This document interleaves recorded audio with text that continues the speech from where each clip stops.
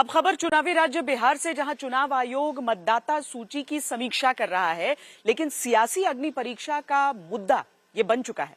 विपक्ष सवाल उठा रहा है कि जिस आधार कार्ड को सबसे बड़ी पहचान के तौर पर देश में प्रसारित किया गया है, उसे ही क्यों चुनाव आयोग ने वोटर समीक्षा के दौरान पहचान पत्र के तौर पर मानने की लिस्ट में नहीं रखा।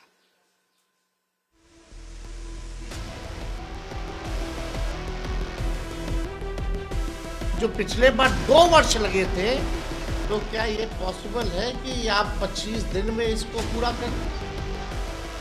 बाबा माয়ের বার্থ সার্টিফিকেটও দিতে হবে, এটা কি হচ্ছে?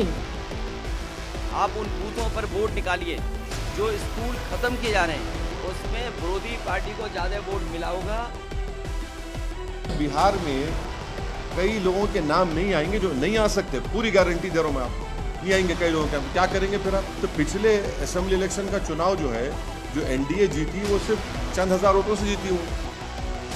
बस इस बात से है कि आप किसको जोड़ रहे हैं और किसको हटा रहे हैं। इसके लिए पूरी एक ट्रांसपेरेंट व्यवस्था होनी चाहिए। जिनको आप हटा रहे हैं उनको अपील का या उनको अपनी बात रखने का मौका होना चाहिए। पूरे बिहार की नई वोटर्स लिस्ट बन जाएगी। पुरानी वोटर लिस्ट देने में, उसके बारे में सवाल पूछो तो जवाब देने में महीनों लग जाते हैं, जवाब नहीं आता। चुनावी राज्य बिहार में हलचल मची है। कोई कागज खोज रहा है, कोई पूछ रहा है कागज लाएं कहां से। तेजस्वी यादव की अगुवाई में महागठबंधन के नेता पटना में चुनाव आयोग के दफ्तर पहुंच गए, क्योंकि चुनाव आयोग वोटर लिस्ट की ऐसी समीक्षा कर रहा है जिसमें चुनावी अग्नि परीक्षा शुरू हो चुकी है। पहले क्यों का जवाब समझ लीजिए। ये फॉर्म सी है जो 2003 के बाद रजिस्टर हुए वोटर्स को भरना है। इस फॉर्म में एक तरफ मौजूदा वोटर आईडी वाला फोटो चिपकाना है, साथ में ताज़ा फोटो। इसके बाद अपनी जन्म तिथि, आधार नंबर और मोबाइल नंबर भरना है। उसके बाद अपने पिता या अभिभावक का नाम और उनका इलेक्टोरल फोटो, आइडेंटिटी कार्ड यानी एपिक नंबर भरना है। उसके बाद आवेदक को अपनी माता का नाम और एपिक नंबर भरना है। विवाहित होने की सूरत में पति या पत्नी का नाम और एपिक नंबर भरना है। इसके नीचे असली विवाद है, क्योंकि अगर जन्म 1 जुलाई 1987 से पहले हुआ है तो जन्म तिथि और जन्म स्थल का दस्तावेज देना है। जन्म 1 जुलाई 1987 से 2 दिसंबर 2004 के बीच हुआ है तो अपनी माता या पिता के जन्म स्थल और जन्म तिथि के दस्तावेज देने हैं। और अगर जन्म 2 दिसंबर 2004 के बाद हुआ है तो आवेदक को अपने जन्म स्थल और जन्म तिथि के दस्तावेज संलग्न करने हैं। अब बिहार में ये प्रक्रिया शुरू होते ही हंगामा होने लगा। चुनाव आयोग पर जानबूझकर वोटर को सत्ता के इशारे पर हटाने की कोशिश का आरोप तक लगने लगा। क्योंकि बिहार में एक बहुत बड़ा वर्ग है जो दिवाली में, छठ में बाहर से आता है, और उसके लिए ये संभव नहीं है कि वो दिवाली और छठ से पहले आकर अपना नाम, जैसा कि इलेक्शन कमीशन चाहता है, वो उस तरीके से डॉक्यूमेंट प्रोड्यूस करे और सारे कागजात दें। तो उस तरीके से तो बिहार के 30-40 लाख लोग जो दिवाली छठ में यहाँ आएंगे, वो कोई भी वोट नहीं कर पाएगा, और ये तो उनके साथ बहुत बड़ा अन्याय हो जाएगा।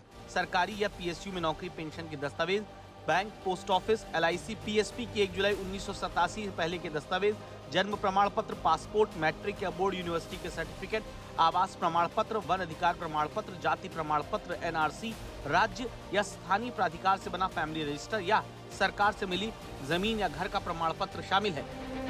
इनमें से कोई भी प्रमाण पत्र देकर वो वोटर जो 2003 के बाद से वोट दे रहे हैं या फिर अभी नए जुड़ रहे हैं, अपना वोटिंग का अधिकार सुरक्षित करा सकते हैं। लेकिन बेगूसराय में तमाम मतदाता चिंतित हैं। कहते हैं कि आधार कार्ड को पहचान पत्र के तौर पर मान ही नहीं रहे तो बाकी कागज कहां से लाएं? मेरा तो समस्या ये है, जो मेरे जो अभी BLO ने भेजा थी जांच किया है, उसमें तो मेरा कोई प्रूफ ही नहीं है। ये तो अभी जो जारी हुआ है सरकार द्वारा, तो इसमें तो मेरा कुछ होगा ही नहीं, डॉक्यूमेंट कोई सा है ही नहीं, तो फिर मेरा कैसे होगा?